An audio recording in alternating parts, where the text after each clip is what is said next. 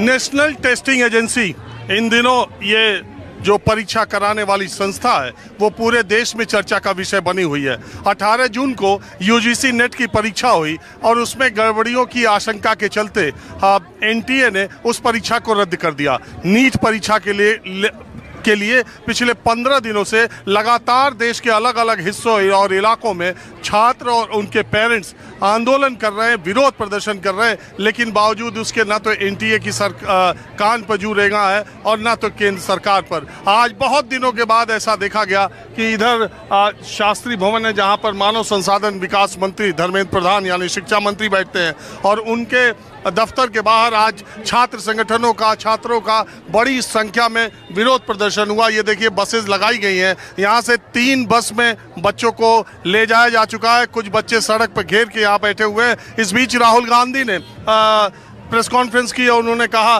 कि प्रधानमंत्री मोदी अगर रसिया और यूक्रेन का वॉर रुकवा सकते हैं तो ये परीक्षा रद्द नहीं करवा सकते। और यहाँ कुछ बच्चियाँ भी हैं जो इस टेम्परेचर में भी विरोध प्रदर्शन। आपने नीट भी दिया था? मैंने नीट का एग्जाम नहीं दिया, मैंने नेट का एग्जाम दिया है, बट नीट के एग्जाम का स्कैम सबके सामने है।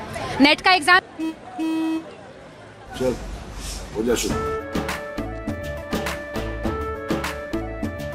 केसरिया से मन जोगी हुआ रे, दिल झूमे देखो पतवारा हुआ रे, दिल झूमे देखो पतवारा हुआ रे। हर पल मनाओ केसरी त्योहार। विमल बोलो जुबान Kesari.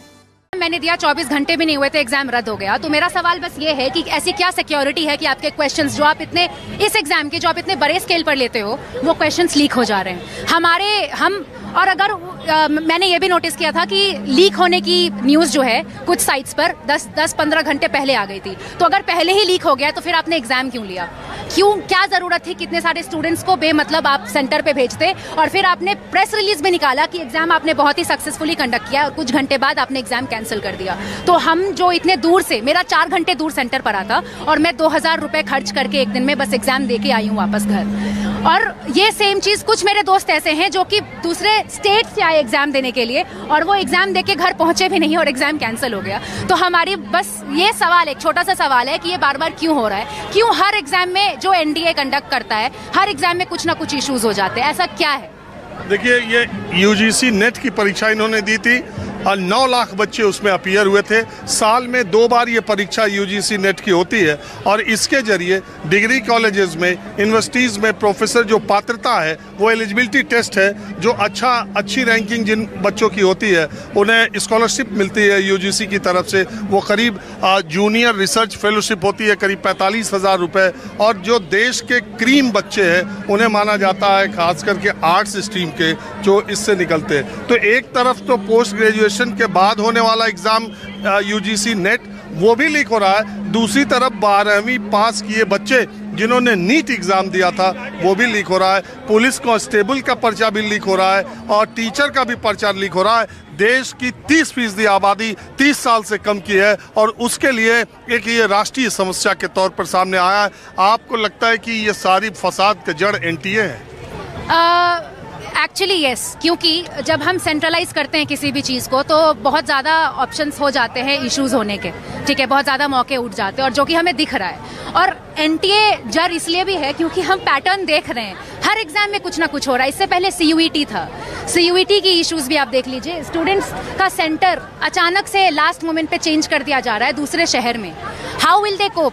These are are issues. ये जो काफ़ी बुनियादी समस्याएं हैं, ठीक है। मैं कोई बहुत बड़े स्तर पर बात भी नहीं कर रही हूँ कि मुझे पूरी मिनिस्ट्री में कुछ बदलाव होना चाहिए, ऐसा मुझे दिक्कत है क्योंकि actually at the end of the day ये सारी रिस्पॉन्सिबिलिटी उन्हीं की है। ये सारे स्टूडेंट्स के जो इश्यूज हैं जो क्लियर होने चाहिए, अगर वो नहीं हो रहे हैं तो ये क्या रीज़न है और ये क्यों बार बार एक ही तरीके की दिक्कतें हो रही हैं और इस पर क्यों इसका समाधान नहीं किया जा रहा है? ये सब परेशानियाँ हैं जो। क्या नाम है आपका? सिमरन। मैं स्टूडेंट्स फेडरेशन ऑफ इंडिया से हूँ, SFI।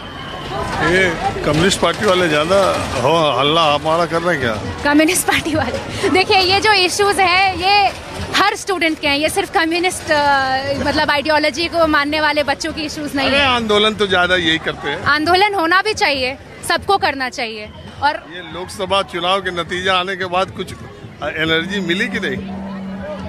लोकसभा चुनाव से एनर्जी तो मिली ही, क्योंकि ये पता चल गया कि मतलब जितने जनता को वो उल्लू का पट्टा समझते थे उतने हम हैं नहीं, और जिन्होंने वोट दिया है स्पेशली उन इलाकों में जहां उन्हें लगा था कि वो जीत जाएंगे, वहां जब उन्हें उस तरीके का मतलब देखने को मिला है। लेकिन इस तरह के जब वैसे राजनीतिक दलों का ये काम है, विरोधी दलों का, लेकिन इस तरह का जब राजनीतिक चश्मा इस तरह के आंदोलनों पे दिखाई देने लगता तो कुछ हल्का नहीं होता है? राजनीतिक चश्मा मतलब क्या है? देखिए, मैं एक स्टूडेंट्स ऑर्गेनाइजेशन से हूँ। मेरे स्टूडेंट ऑर्गेनाइजेशन के आइडियल्स है इंडिपेंडेंस, डेमोक्रेसी, सोशलिज्म। हमारा मोटो है स्टडी एंड स्ट्रगल।